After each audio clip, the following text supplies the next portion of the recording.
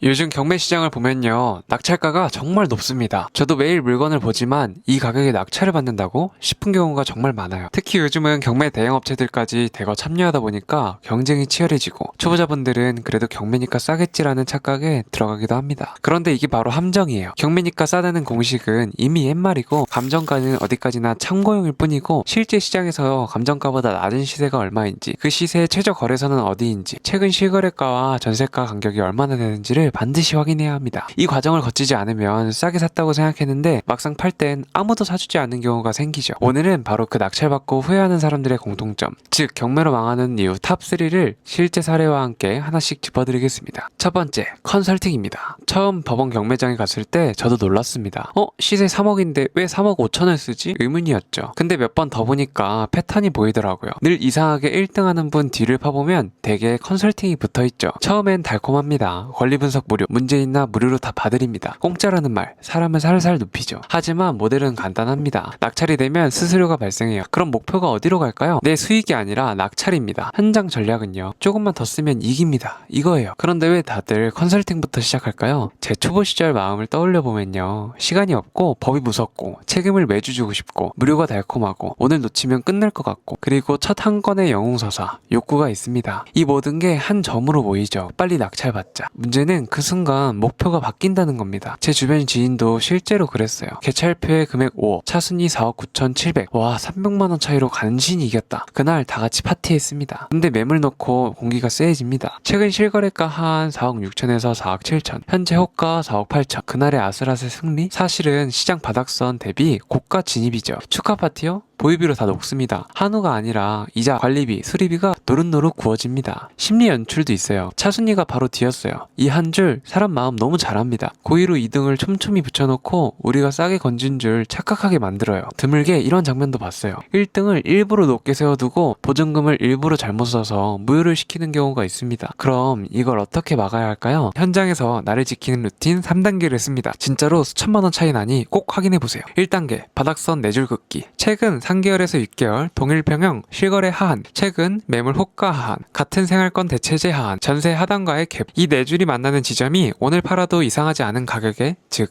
현실 바닥선입니다. 감정가는 과거 사진일 뿐이에요. 시장은 현재로만 움직입니다. 2단계 상한선 봉인하기. 공식은 간단합니다. 상한은 보수적 매도가, 취득, 명도, 수리, 보유, 판매비, 세금, 예비비 플러스 목표이. 예를 들어 보수적 매도가가 4억 8천이고 총 비용이 4천만 원이라면 상한은 4억 4천입니다. 이 숫자는 머릿속에 아니라 종이에 적어서 봉투에 넣고 갑니다. 폰 메모는 손이 흔들릴 때 너무 쉽게 무너지더라고요. 3단계 계약은 숫자로 잠그기. 말보다는 문장이, 문장보다는 숫자가 강합니다. 수수료 기준은 낙찰이 아니라 매도, 임대 완료에 연동하세요. 상한 초과, 입찰 유도 시 수수료 감액 또는 면제, 명도, 수리 매도 지원은 범위, 기한, 금액을 숫자로 명시, 개찰 후 금액은 법원 공식 기록으로 확인, 광고와 계약이 다르면 위약 조항 자동 발동, 요약하자면 다 해드린다는 말보다는 숫자가 진짜 보호막입니다. 두 번째 이유입니다. 중복 사건의 함정. 저도 처음엔 이렇게 생각했어요. 등기부 다 확인했는데 뭐가 문제겠어? 그때는 몰랐죠. 진짜 위험한 건 보이는 등기부가 아니라 그 앞에 있던 숨은 등기부라는 걸요. 사건은 인천 다세대 빌라였습니다. 감정가 2억 3천, 낙찰가 1억 6천. 숫자만 보면 충분히 싸 보였고 등기부도 깔끔해 보였습니다. 앞리 몇 개와 가압리 몇 개가 있었지만 낙찰되면 말소되겠지? 라는 판단을 했고 그대로 입찰에 낙찰을 받았죠. 문제는 이 물건이 중복 사건이었다는 점입니다. 경매에는 같은 부동산이 2번 걸리는 경우가 있습니다.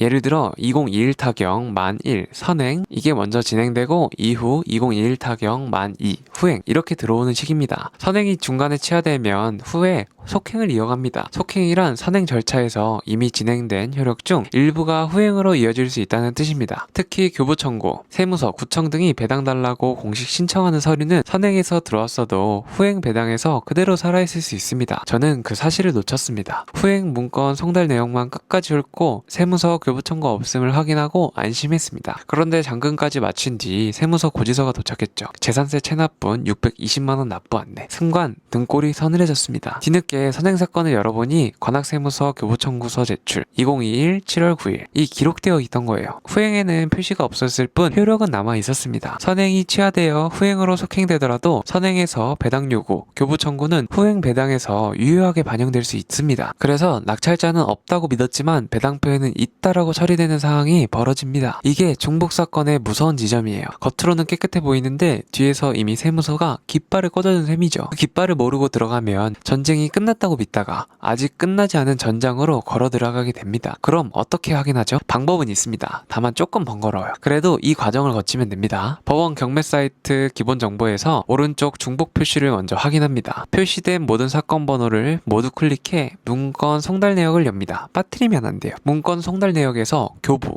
세무, 구청, 배당 요구 기록을 찾아봅니다. 한 번이라도 뜨면 조세 채권이 개입된 것입니다. 여기서 한 가지를 더 봐야 돼요. 교부 청구가 배당 요구 종기일 내에 들어왔는지가 핵심이에요. 종기일 전에 들어오면 세무서가 임차인보다 먼저 배당받을 수 있습니다. 말 그대로 줄 서지 않고 앞줄로 들어오는 효과가 생기죠. 제 사례에서 선행사건의 교부 청구는 종기보다 20일이 빨랐습니다. 그래서 620만 원이 세무서로 먼저 갔고 임차인은 덜 받게 되어 낙찰자에게 소송을 제기했습니다. 결국 저는 세금 620만원 플러스 임차인 보증금 일부 300만원, 법무비 180만원, 총 1100만원의 수업료를 내게 되는 것이죠. 그날 이후 저는 이렇게 정리합니다. 중복 표시가 보이면 그건 복습이 아니라 복병이다. 중복 사건은 등기부를 2번 봐야 하는 물건입니다. 세 번째, 어느 날 저녁 아는 형님에게 전화가 왔습니다. 야, 드디어 낙찰받았다.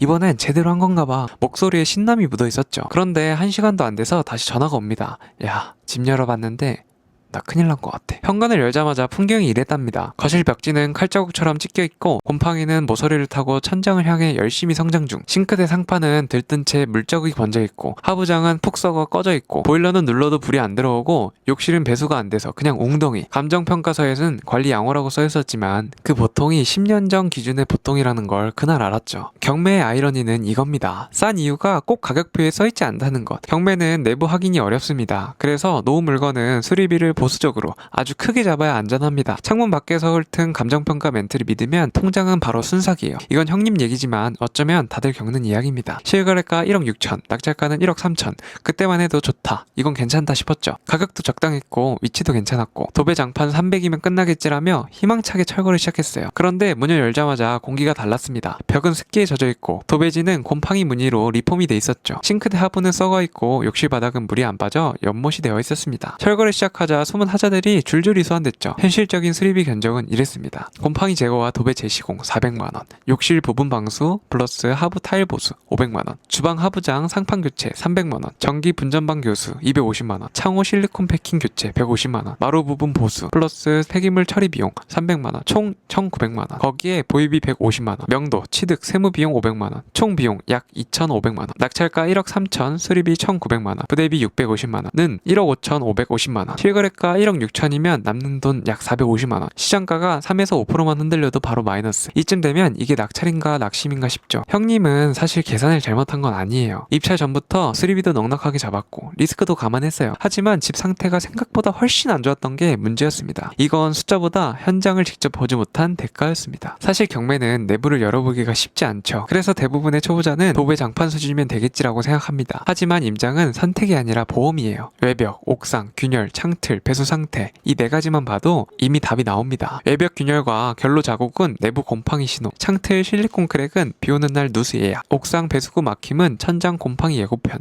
파라펫 균열은 벽체 수분 침투의 티저 영상이죠. 이 신호들을 놓치면 공사비 수백만 원과 몇 달의 시간을 잃습니다. 내부를 못 봐도 밖에서 읽는 눈만 있어도 절반은 막을 수 있습니다. 만약 상태가 생각보다 더 심했다면 그때부턴 타이밍 싸움인데요. 감정이 아니라 절차대로 움직여야 합니다. 최고가 매수인 결정 7일 이내에 매각 불허가 신청을 해야 하고 매각 허가 결정 확정 후 잔금 전 매각 허가 결정 취소 신청을 해야 합니다. 잔금 후 배당 전 경락잔금 감액 신청을 해야 하고 현실적으로 감액보단 취소로 정리되는 경우가 많습니다. 단 신청서 한 장으로는 거의 안 됩니다. 다음 네 가지를 꼭 챙기셔야 해요. 훼손 사진, 작동 영상, 견적서, 관리사무소 확인서 이 네 가지 세트로 들어가야 감정평가와 실제 상태와 다르다라는 주장이 힘을 얻습니다. 결국 경매는 싸게 사는 게 아니라 싸게 끝내는 게임입니다. 형님처럼 계산을 잘해도 현장을 직접 보지 못하면 싸게 시작해 비싸게 끝나는 일이 생기죠. 그런데 저는 이런 장면을 볼 때마다 한 가지 생각이 납니다. 이걸 혼자 깨닫기 전에 미리 경험하게 할 순 없을까? 저도 그랬습니다. 14살 때 집이 경매로 넘어가는 걸 처음 봤어요. 그때 처음 알았죠. 집이 단순히 사는 공간이 아니라 삶을 지탱하는 안전망이라는 걸요. 그래서 고등학교 1학년 때부터 돈을 모으기 시작했습니다. 알바 끝나고 집에 오는 길, 손에 쥔 3만 원이 그렇게 간절할 수 없었어요. 누구는 치킨 시켜 먹을 때 저는 통장에 넣으며 다짐했습니다. 언젠간 내 집을 다시 사겠다. 20살이 되던 해에 드디어 그 약속을 지켰습니다. 경매로 제 첫 집을 샀죠. 잔금을 입금하고 등기부를 받아들던 순간 손이 떨렸어요. 그건 단순히 집을 산 기쁨이 아니라 내가 내 인생을 다시 세운다는 감각이었습니다. 그때부터 주변 사람들이 물었죠. 너 그거 경매로 산 집 어떻게 한 거야? 나도 해보고 싶은데 뭐부터 해야 돼? 하나둘 알려주다 보니 누군가의 인생이 바뀌는 걸 직접 보게 됐습니다. 혼자라면 3년이 넘게 걸릴 일을 같이 하면 3개월 만에 끝낼 수 있다는 걸요. 그래서 만들었습니다. 이론이 아니라 함께 해보는 프로그램. 경매라는 단어가 낯설어도 괜찮습니다. 낙찰부터 명도, 인테리어, 매도까지 전 과정을 함께하는 1대1 실전 코칭이에요. 주 1회 직접 만나서 막힌 부분을 바로 해결합니다. 권리 분석이 어렵다면 같이 보고, 입찰가가 헷갈리면 실제 매물로 계산해보고, 자금이 부족하면 현실적으로 가능한 방법을 함께 찾습니다. 혼자였다면 몇 달, 몇 년이 걸릴 일을 3개월 안에 낙찰이라는 결과로 이어지게 도와드립니다. 시작은 단순해요. 기준부터 세웁니다. 입찰가 계산 공식 한 장으로요. 허용 입찰가는 예상 매도가 마이너스 취득, 보수, 명도, 수리, 세금 플러스 목표 이익. 이걸 실제 물건에 적용하며 주차, 채광, 누수, 배관, 상권까지 현장에서 좋은 물건을 눈으로 구분하는 법 익힙니다. 그리고 위험한 물건은 같이 거릅니다. 말소기준 권리, 대항력, 확정일자, 배당요구, 가처분, 당해세. 복잡해 보여도 같이 보면 생각보다 단순합니다. 마지막엔 숫자로 결론 내죠. 남은 구조가 아니면 과감히 내려놓습니다. 무조건 낙찰받자가 아니라 낙찰받고도 웃자가 원칙입니다. 수업이 끝나면 손에 남는 게 있죠. 입찰가 계산 시트, 임장 리포트 양식, 권리 체크리스트, 사후 일정표, 그리고 나 혼자 할 수 있다는 감각. 다음 물건에서도 그대로 쓸 수 있는 진짜 실전형 도구들이죠. 진행은 제가 직접 합니다. 수도권 동행 임장, 법원 모의 입찰, 자금대 맞춤 물건 추천, 마이옥션 실전 활용법부터 손품만으로 입찰가 산정하는 방법, 빠른 매도 전략, 비용을 줄이는 인테리어 팁까지 다룹니다. 결과는요, 첫 낙찰에서 순수히 5천만 원을 남기신 대단한 분도 계시고 26살에 집 3채를 보유한 수강생분도 있습니다. 이분들의 공통점은 하나예요. 혼자가 아니었다는 것. 프로그램은 이런 분들께 맞습니다. 투자금 3천만 원 이상 준비하신 분, 빌라 아파트 감각으로 실전 감각을 익히고 싶은 분, 기본 검색이나 파일 확인 정도는 가능하신 분, 혼자 말고 옆에서 함께 피드백 받으며 실행하고 싶으신 분. 현재 10월 기수 모집 중입니다. 1대1이라 정원이 되게 한정적이에요. 늦으면 다음 기수로 넘어가 드릴 수밖에 없어요. 주말이나 평일 저녁 서울 수도권에서 진행하며 과제 피드백은 평일 기준 하루에서 이틀 정도 안에 꼭 답변 드립니다. 저는 14살 때 집을 잃었고 20살에 제 손으로 집을 되찾았습니다. 그 과정에서 느꼈던 외로움, 두려움, 막막함, 그걸 아는 사람으로서 이제는 혼자 걷는 사람들에게 길을 내어드리고 싶습니다. 공부만으론 확신이 생기지 않아요. 확신은 같이 해보는 경험 속에서 만들어진다고 생각합니다. 이번에는 혼자가 아닙니다. 후회 없는 첫 낙찰, 그 과정을 제가 옆에서 함께 하겠습니다. 신청은 아래 고정 댓글 확인해주세요. 경매는 싸게 사는 법이 아니라 내 삶을 지키는 법을 배우는 과정입니다. 20살에 경매를 알게 됐고 돈이 없어서 더 열심히 공부했어. 작은 집 하나였지만 내겐 세상에서 가장 큰 시작이었지.